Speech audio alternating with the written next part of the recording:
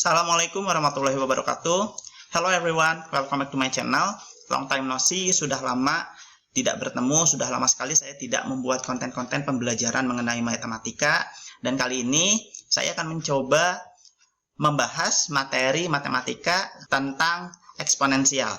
Materi ini dipelajari di kelas 9 dan kelas 10, tetapi untuk di kelas 10 nanti akan ada lanjutan, yaitu materi tentang logaritma.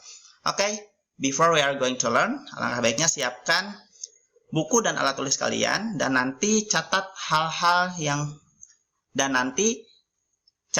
penting yang akan disampaikan di dalam video ini. Oke, let's start. Sebelum kita belajar mengenai eksponensial, kita harus tahu dulu purpose dari materi yang akan kita bahas kali ini. Nah, tujuannya ada 6. Yang pertama adalah kita harus mengetahui definisi dan terminologi dari notasi eksponensial. Kemudian yang kedua, menyederhanakan bentuk bilangan yang melibatkan eksponensial. Kemudian yang ketiga adalah menyederhanakan bentuk aljabar dengan menggabungkan suku-suku yang serupa atau sama. Kemudian yang keempat adalah mengurangi pecahan aljabar yang melibatkan eksponensial. Kemudian yang kelima adalah menjumlahkan, mengurangi, kali, dan bagi pecahan aljabar. Kemudian yang keenam adalah mengevaluasi bentuk aljabar yang melibatkan eksponensial. Jadi eksponensial itu adalah bentuk bilangan berpangkat. Kita menggunakan eksponensial ini untuk menunjukkan perkalian secara berulang. Contohnya adalah 5 kali 5 kali 5 sama dengan 5 pangkat 3. Nah, di mana angka 3 ini menunjukkan bahwa 5 melakukan perkalian berulang sebanyak 3 kali ya. Ini 5 ini dikalikan sebanyak 3 kali. 1, 2, 3. Nah, untuk lebih jelasnya ada definisi bentuk umum daripada eksponensial. Dan ini akan memudahkan kita dalam mempelajari materi tentang eksponensial. Nah, bentuk umumnya, jika n merupakan bilangan bulat positif dan a adalah bilangan real, maka untuk a pangkat n sama dengan a kali titik sampai dengan kali a lagi, ini a ini dikalikan sebanyak n factor ya. Jadi a ini dikalikan sebanyak n. Jadi kalau n-nya 4, a ini dikalikan sebanyak 4 kali. Kalau n-nya 5, berarti a ini dikalikan. Nah, ini kan ada 5. A sama dengan 5 ya. N sama dengan 3. Berarti 5 pangkat 3. Artinya 5 dikalikan sebanyak 3 kali. Bukan 5 kali 3, tapi 5 dikalikan sebanyak 3 kali. Nah, untuk A ini adalah bilangan pokok atau basis. Dan untuk n ini adalah pangkat. Jadi jangan sampai tertukar ya. Untuk A ini adalah bilangan pokok atau basis, untuk n adalah pangkat. Berarti 5 ini adalah bilangan pokok dan 3 ini adalah pangkat. Ya, seperti itu. Contoh. Ini ada 7 pangkat 3. Artinya 7 dikalikan sebanyak 3 kali. Berarti 7 kali 7 kali 7. Ya, seperti itu. Dan ini bisa kita hitung. 7 kali 7 kali 7 hasilnya adalah 343. Kemudian contoh yang kedua ada min 5 dipangkatkan 4. Dan yang ketiga ada min 5 pangkat 4. Nah, nomor 2 dan 3 ini jika kita lihat ada perbedaan. Yang nomor 2 ini ada tanda kurung. Yang nomor 3 ini nggak ada tanda kurung sama sekali. Lalu bagaimana cara pengerjaannya? Yang nomor 2, kita bahas yang nomor 2 terlebih dahulu. Nah, maka yang nomor 2 ini min 5 dipangkatkan 4 ya. Hasilnya adalah min 5 kali min 5 kali min 5 kali min 5. Berarti minnya ini ngikut ya. Semuanya ngikut dikalikan sebanyak 4 kali. Dan hasilnya adalah min 5 kali min 5 kali min 5 kali min 5. Hasilnya adalah 625. Tapi untuk yang nomor 3 ini pengerjaannya seperti ini. Min dikali dalam kurung 5 kali 5 kali 5 kali 5. Berarti si negatif ini tidak ikut dikalikan. Yang ikut dikalikan hanya 5-nya saja, bilangan pokoknya aja. Dan hasilnya sama dengan min 625. Jika bentuk seperti nomor 2, jika pangkatnya bilangan genap, maka hasilnya selalu positif. Tapi kalau pangkatnya bilangan ganjil, Ganjil kan berarti 1, 3, 5, 7 ya. Berarti hasilnya akan selalu negatif.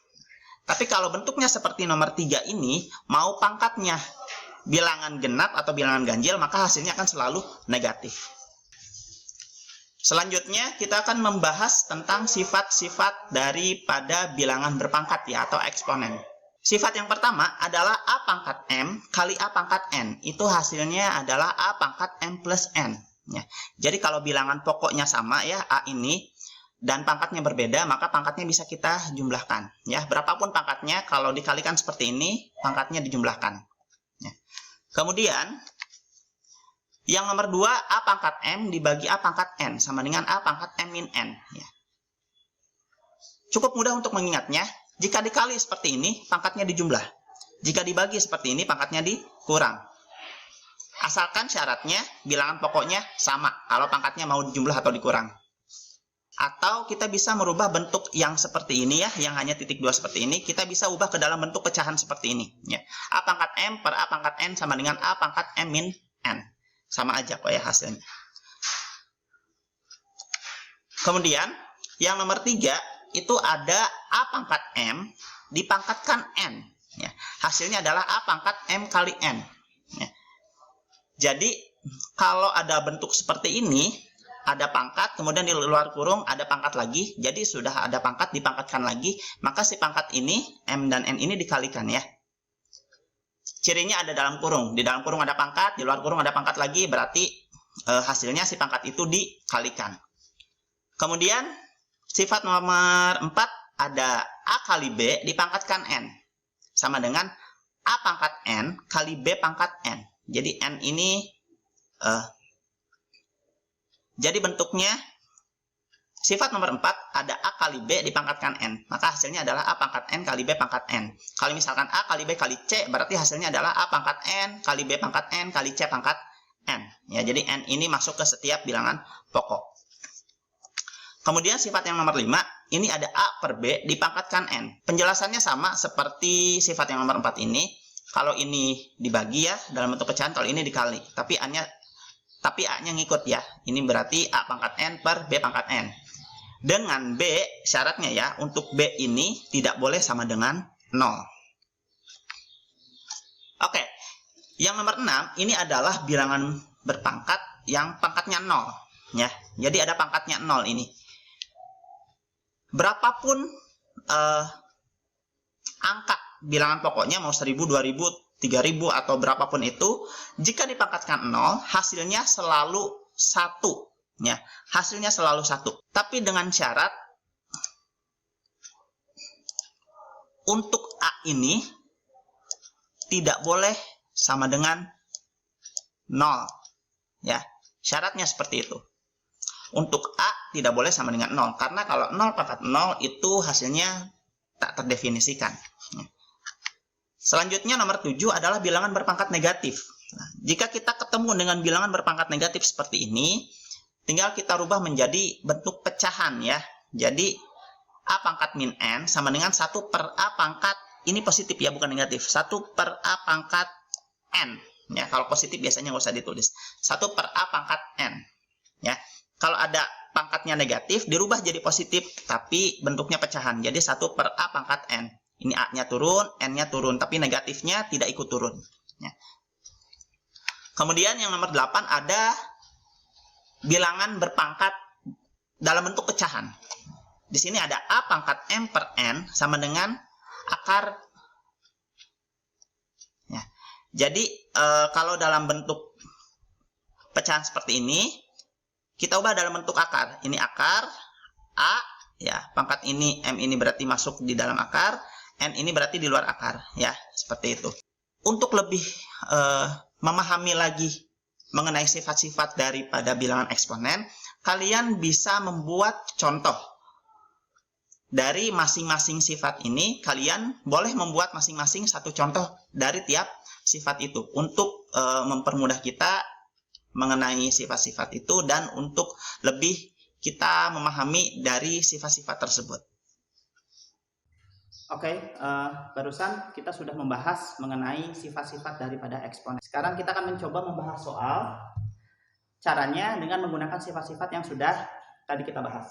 Oke, yang pertama kita akan bahas soal yang nomor 1 dulu. Yang pertama adalah bentuk sederhana dari P pangkat 2 kali Q pangkat 3 dipangkatkan 4 dibagi dengan P pangkat 3 Q pangkat 3. Jika ada bentuk soal seperti ini, P pangkat 2 Q pangkat 3 ya dipangkatkan 4 dibagi dengan P pangkat 3 Q pangkat 3. Nah, langkah pertama yang harus kita lakukan adalah kita kerjakan dulu yang ini. Ya, kita kerjakan dulu yang ini. Karena kalau ini kan tidak ada pangkat lagi ya di luar kurung. Kalau ini ada pangkat di luar kurung yaitu 4. Jadi kita mengerjakan ini terlebih dahulu. Untuk ini P pangkat 2 kali Q pangkat 3 dipangkatkan 4. Ini kita menggunakan sifat yang A kali B pangkat N sama dengan A pangkat N kali B pangkat N. Maka kita gunakan persamaan yang ini ya. Jadi P pangkat 2 dipangkatkan 4 dikali Q pangkat 3 dipangkatkan 4. Jika sudah seperti ini, kita gunakan sifat yang ini. A pangkat N pangkatkan M. Maka A pangkat N kali M ya. Jadi pangkat dikali. Nah, jika sudah seperti ini, tinggal kita kerjakan dengan menggunakan sifat yang ini. Maka P pangkat 2 kali 4. 2 kali 4 adalah 8. Dikali Q pangkat 3 kali 4. 3 kali 4 adalah 12. Nah, maka kita tahu hasilnya dari P pangkat 2 kali Q pangkat 3 dipangkatkan 4, hasilnya adalah P pangkat 8 kali Q pangkat 12. Jika sudah seperti ini, kita lakukan penyelesaian akhirnya. Nah, kita masuk ke step yang kedua, yaitu P pangkat 8 kali Q pangkat 12, ini kita kasih kurung, dibagi P pangkat 3 kali Q pangkat 3. Ya. Mau bentuknya seperti ini langsung kita kerjakan bisa, atau mau bentuknya dari seperti ini kita ubah bentuknya menjadi dalam bentuk pecahan. Ini juga bisa ya. Tetapi untuk memudahkan kita akan merubah bentuk ini ke dalam bentuk pecahan. Jadi ini P pangkat 8 kali Q pangkat 12 dibagi P pangkat 3 kali Q pangkat 3.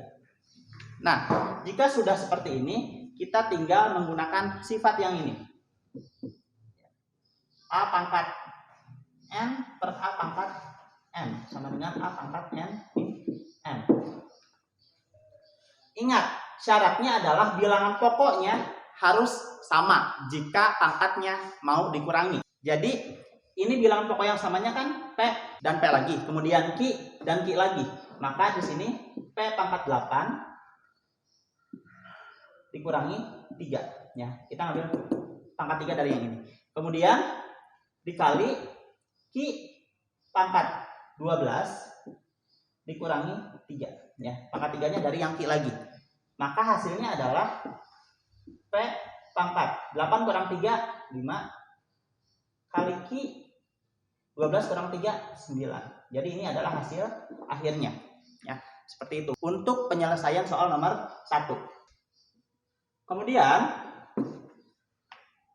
untuk soal yang nomor 2, ini sama, bentuk sederhana dari 4 kali A pangkat min 4 dibagi B pangkat 2. Nah, dipangkatkan lagi min 1 per 2. Kita akan mencari bentuk sederhana dari soal ini. Langkah pertama adalah kita hilangkan dulu kurungnya. Caranya adalah dengan menggunakan sifat yang ini. A per B dipangkatkan N sama dengan A pangkat N per B pangkat N. Dan juga menggunakan sifat yang A pangkat N pangkat M sama dengan A pangkat N kali M. Ya, menggunakan dua sifat yang ini. Ya. Sama seperti soal yang nomor 1. Oke, kita kerjakan, kita hilangkan kurungnya ya. caranya seperti ini dengan sifat yang ini, maka 4 pangkat min 1/2 dikali A pangkat min 4 dipangkatkan lagi min 1/2 dibagi B pangkat 2 dipangkatkan min 1/2 ya.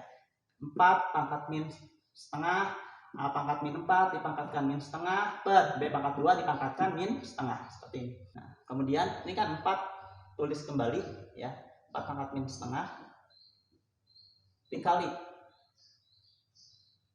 A pangkat min 4 dikali dengan min setengah, hasilnya adalah 2 ya. Per B pangkat 2 kali min setengah, hasilnya adalah min 1. Nah, bagian ini karena ada pangkat yang negatif, kita kan ingin mencari bentuk sederhana, artinya pangkat semuanya harus positif.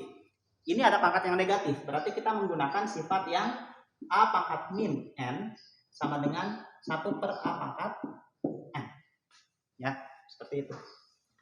Maka jika udah seperti ini kita rubah pecahan jadi 1/4 pangkat setengah dikali A pangkat 2 per B pangkat min 1 berarti 1/B ya. Jika sudah seperti ini berarti B ini kan naik ke atas ya, B ini naik ke atas, maka akan menjadi 1/4 pangkat setengah kali A pangkat 2 kali B ya. 1/4 pangkat setengah ya. 4 pangkat setengah itu artinya kalau ada A pangkat setengah itu artinya adalah akar A ya. Berarti ini 1/4